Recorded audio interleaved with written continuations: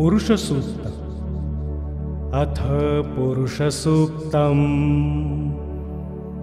ॐ तच्छं योरावृणीमहे गातुं यज्ञाय गातुं यज्ञपतये दैवी स्वस्तिरस्तु नः स्वस्तिर्मानुभ्येषभ्यम् ऊर्ध्वं जिगातु भेषजम्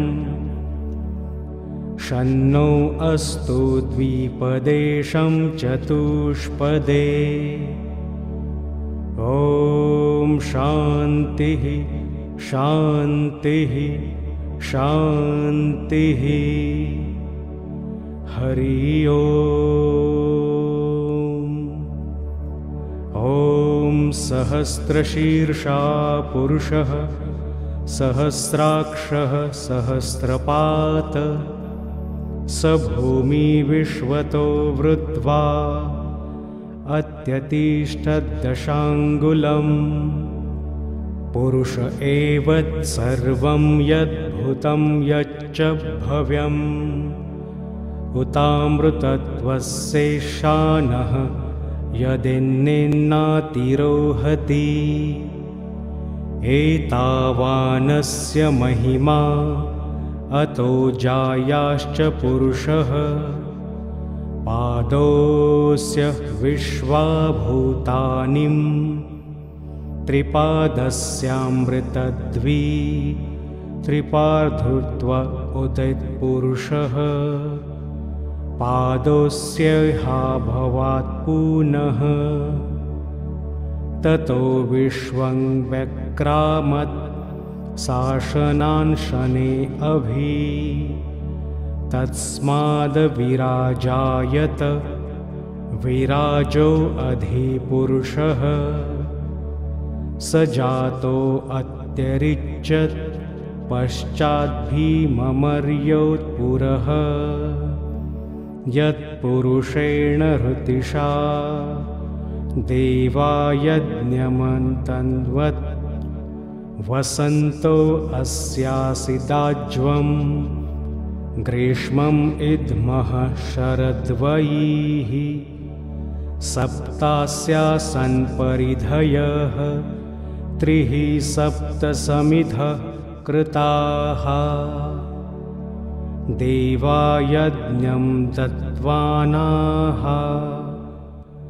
अभन्दपुरुषं पशुं तं यज्ञं बहिर्षि प्रोक्षणं पुरुषं ज्ञातमग्रतः।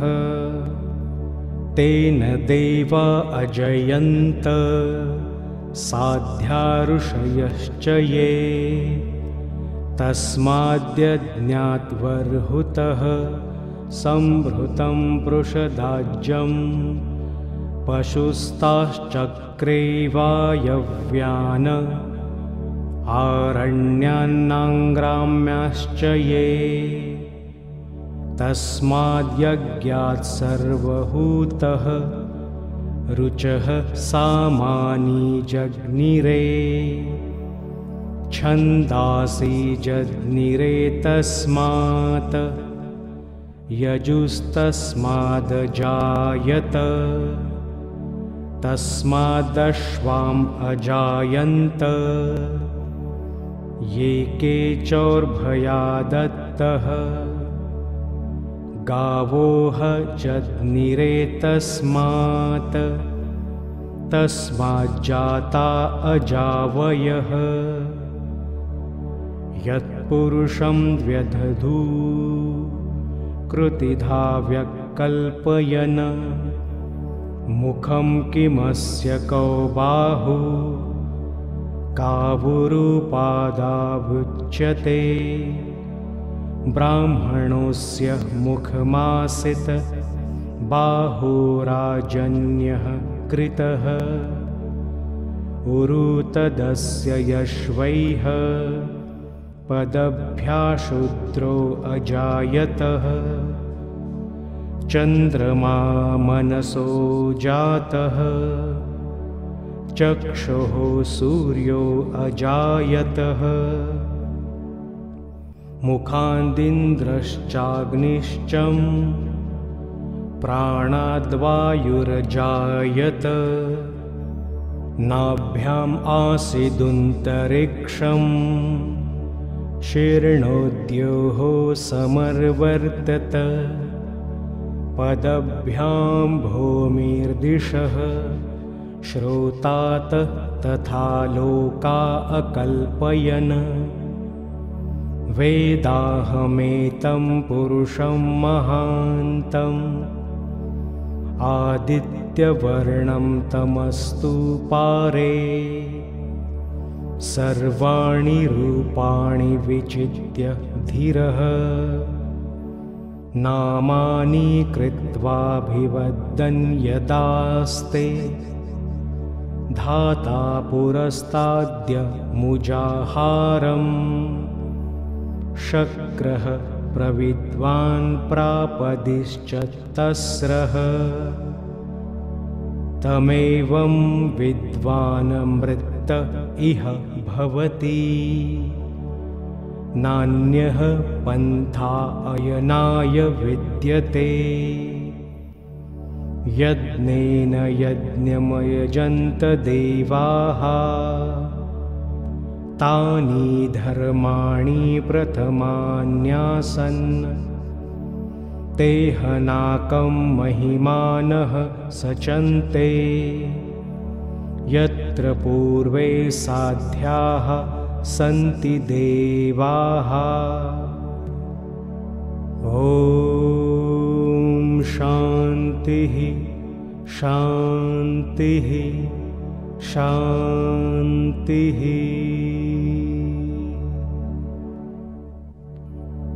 पुरुषसूक्तम्। अथ पुरुषसूक्तम्। ॐ तच्छं योरावृणीमहे गातुं यज्ञाय गातुं यज्ञपतये दैवी स्वस्तिरस्तु नः स्वस्तिर्मानुभ्येषभ्यम् ऊर्ध्वं जिगातु भेषजम् शन्नो अस्तु द्विपदेशं चतुष्पदे ॐ शान्तिः शान्तिः शान्तिः। हरि ॐ सहस्रशीर्षा पुरुषः सहस्राक्षः सहस्रपात् स भूमि विश्वतो वृद्ध्वा अत्यतिष्ठद्दशाङ्गुलम् पुरुष एव सर्वं यद्भूतं यच्च भव्यम् उतामृतत्वस्येषानः यदिन्नेन्नातिरोहति एतावानस्य महिमा अतो जायाश्च पुरुषः पादोऽस्य विश्वाभूतानिं त्रिपादस्यामृतद्वि त्रिपार्धुत्व उदितपुरुषः पादोऽस्य हा भवात् पुनः ततो विश्वं व्यक्रामत् शासनान् शने अभि तस्माद्विराजायत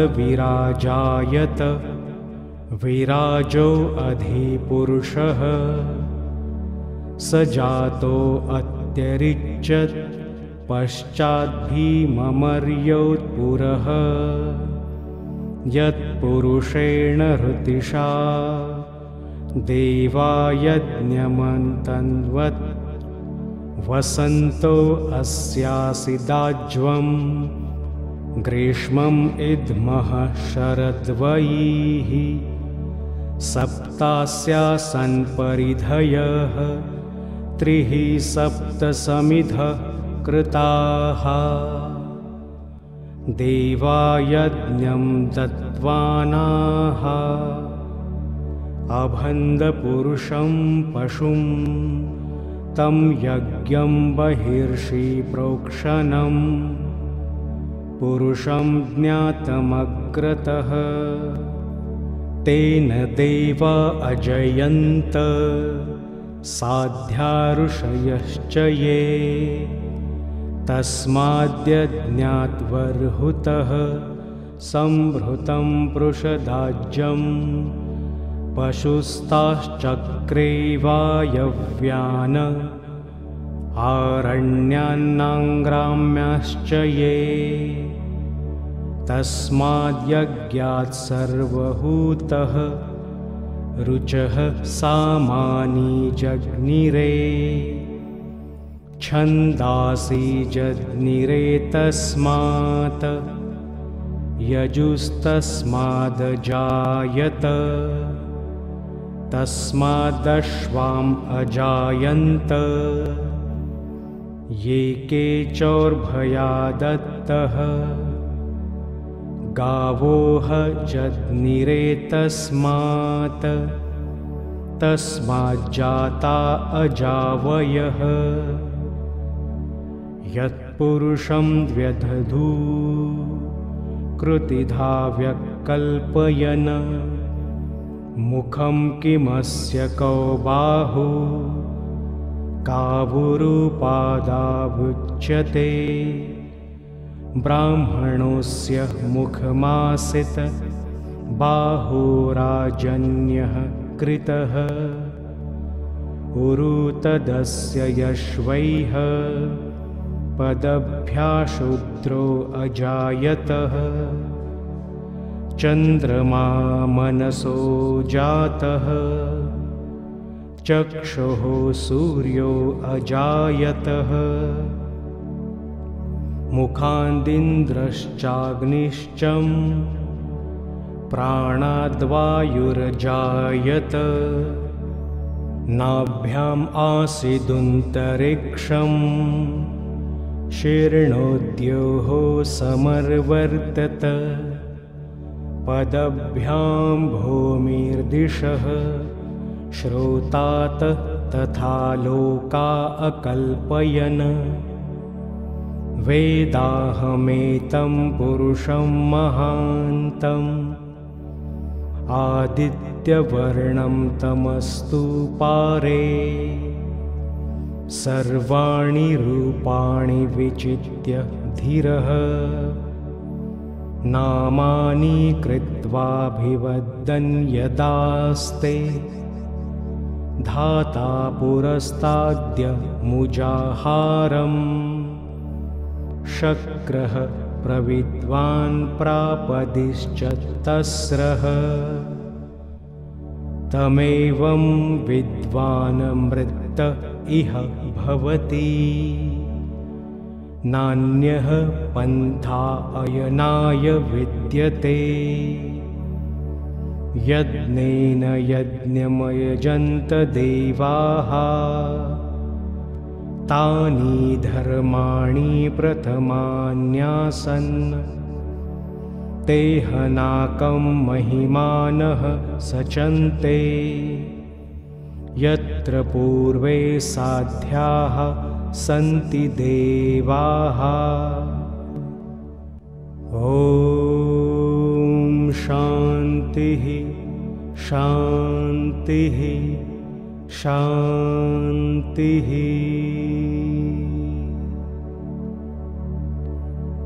पुरुषसूक्त। अथ पुरुषसूक्तम्।